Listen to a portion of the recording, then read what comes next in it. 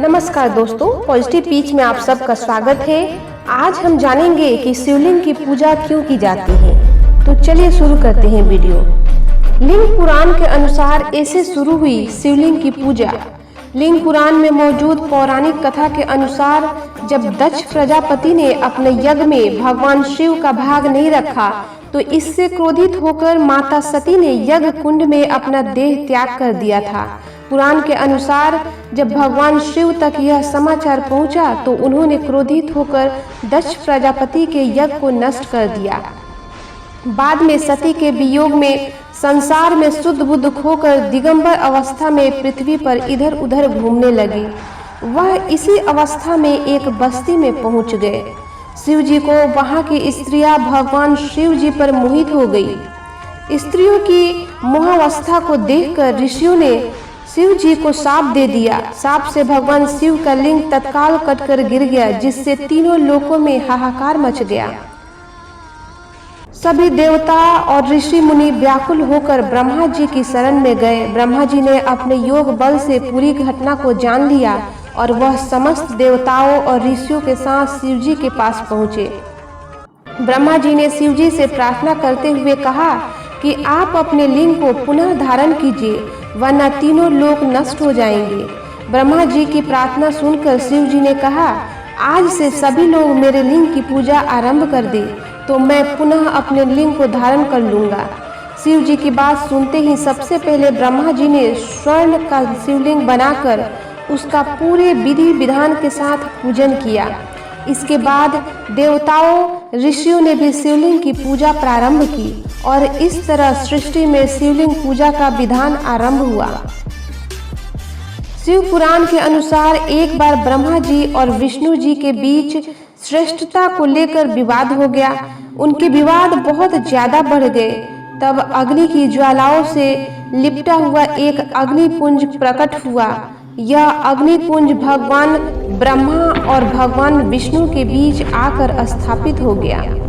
इसके बाद आकाशवाणी हुई कि जो भी इस अग्निपुंज के आदि अंत का पता लगा लेगा वही श्रेष्ठ होगा।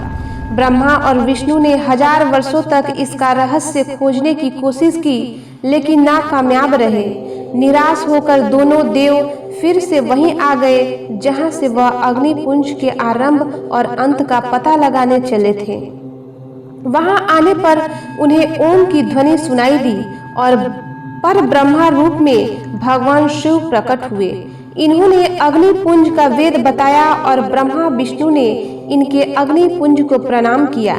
ब्रह्मा विष्णु की प्रार्थना पर वह अग्निपुंज एक लिंग रूप में परिवर्तित हो गया, जिसकी ब्रह्मा और विष्णु ने पूजा की। इसके बाद से सृष्टि में शिवलिंग पूजन का विधान आरंभ हुआ।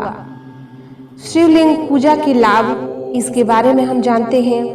पहले जो लाभ है वो क्या है? शिवलिंग की विधि पूर्वक पूजा करने से मनुष्य संतान, धन धान्य, ज्ञान और मोक्ष को प्राप्त करता है। जिस स्थान पर शिवलिंग का पूजा होता है वह तीर्थ न होने पर भी तीर्थ बन जाता है। दूसरी लाभ, जो मनुष्य किसी तीर्थ की मिट्टी से शिवलिंग बनाकर उसका 1000 बार, लाख बार या फिर करोड़ बार पूजा करता है, वह साधक पुण्य प्रभाव से शिव स्वरूप हो जाता है। वही जो मनुष्य तीर्थ की मिट्टी, भस्म, गोबर और बालू का शिवलिंग बनाकर एक बार भी उसकी विधि पूर्वक पूजा करता है, वह व्यक्ति स्वर्ग में निवास करता है। तीसरा लाभ, जिस स्थान पर हमेशा शिव पूजन किया जाता है उस स्थान पर मनुष्य की मृत्यु होती है, वह शिवलोक को प्राप्त करता है। और जो मनुष्य शिव शिव शिव इस प्रकार हमेशा भगवान शिव का जप करता रहता है, वह परम पवित्र और परम श्रेष्ठ हो जाता है और वह मोक्ष को प्राप्त होता है।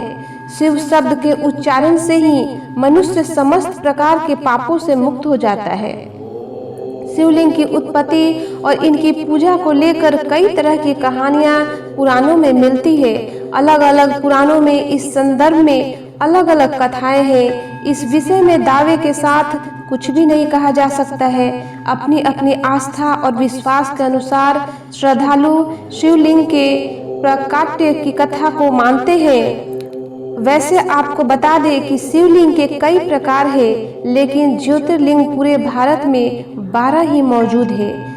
ज्योतिर्लिंगों को स्वयं प्रकट हुआ माना जाता है। ज्योतिर्लिंग इस बात को बताते हैं कि ज्योति से ही शिवलिंग का प्रकाट्य हुआ है। दोस्तों, वीडियो को लाइक, कमेंट्स और सब्सक्राइब जरूर करें ताकि ऐसी ही वीडियो आप लोगों के लिए लाती रहूं। फिर कल एक नई जानकारी के साथ वापस मिलेंगे।